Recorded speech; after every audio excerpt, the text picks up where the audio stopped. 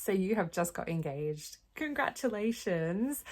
I'm super excited for you and your significant other. What do you do now? I'm Jade. I am a 34-year-old Australian getting married in the UK this year, and this is my Unfiltered Bridal series. So today we are going to talk about the first 3 things you should do when you get engaged. So without further ado, let's talk about it. Let's begin with some of the less fun things, the important paperwork. Number 1, insure your hardware. So you've just got engaged, your significant other has got down on one knee or casually dropped into conversation, should we get married? And you're like, okay. If your partner has purchased you a ring, the very first thing I would recommend is buy insurance. If the piece of jewelry that you have is worth insuring, then make sure that you do that. It is so quick and easy to go, oh, I'll grab it, I'll take it in to have it resized, only to have something go wrong. If you don't have it insured, it is not protected. This is not sponsored at all. I'm just a very big believer in insurance. If it is of any kind of value to you, get it insured. You can add it to your home and contents insurance. I think my car insurance is with Admiral, and I added my ring to mine. The second thing to do is, if it does not fit perfectly, get someone to adjust it for you or buy a ring sizer. So I bought these ones off Amazon. All they do is wrap around the base of the ring. You can see mine here. It's just like a plastic spring basically that goes around the edge of your ring. The reason I did not get mine fitted to the tightest size that could fit me is because we bought my ring in the wintertime. And I was a bit worried. We travel a bit and we fly sometimes. I don't want it to be something that I then can't get on my hand if I'm in a particularly humid country. So I opted for having it resized to the closest size and then putting a ring sizer on it. That way I can take the ring sizer off if my hands swell up or if it needs to change size. You want to make sure that it is secure enough that it is not just going to fly off your hand if you are out and about talking. I am a very big hand talker, so you want to make sure that you're not just going to lose it washing your hands in the sink or go into the bathroom. Number 3, do not, repeat after me, do not go on the internet.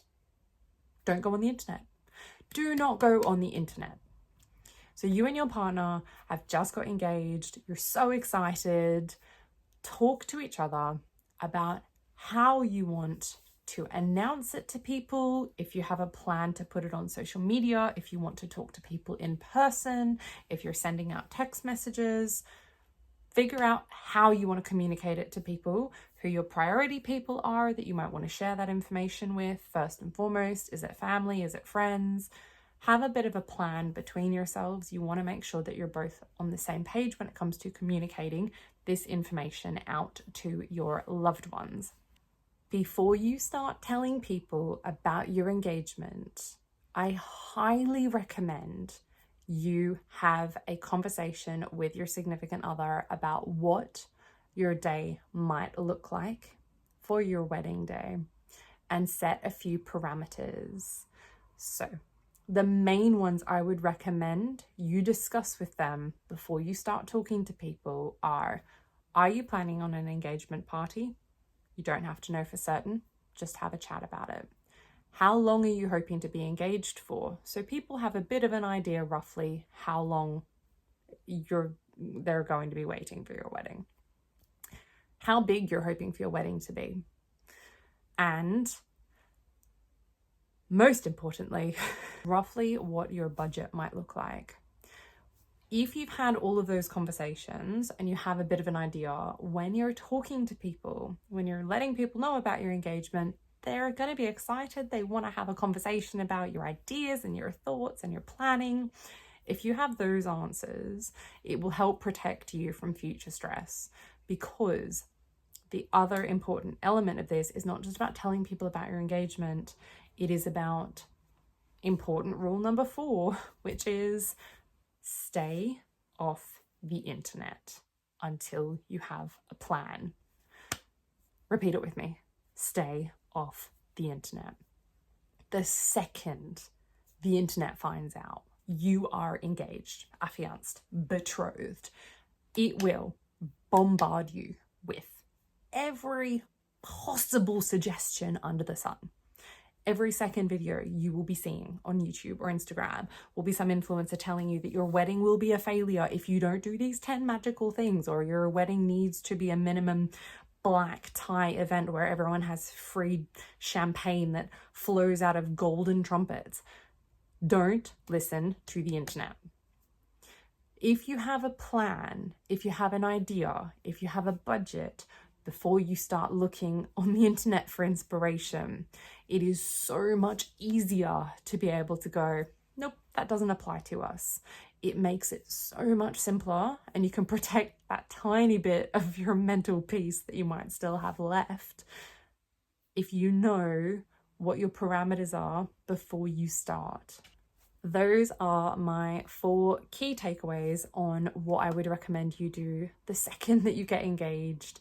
If you haven't got engaged yet and you're thinking about it because you think it might be on the horizon, have some of these things in mind. You do not have to share them with your significant other, because if they're already feeling stressed or pressured, don't add to their plate. But if you have a little bit of an idea that you might want to have these conversations and have a think about some of these things, it is really important. And I found it very, very helpful to get those straight out of the way, because it meant we knew what we were doing from the beginning.